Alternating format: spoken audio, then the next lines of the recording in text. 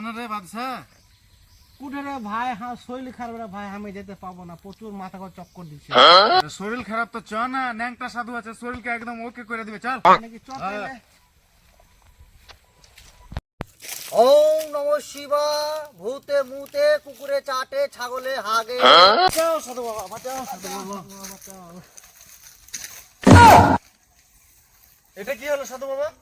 ঘন্টির ভিতরে ভন্ন জিন পরি শয়তান পেতনি আমার ভূত ভীত আমার পেতনি। ভালো বস। বল বালক কি হয়েছে বল।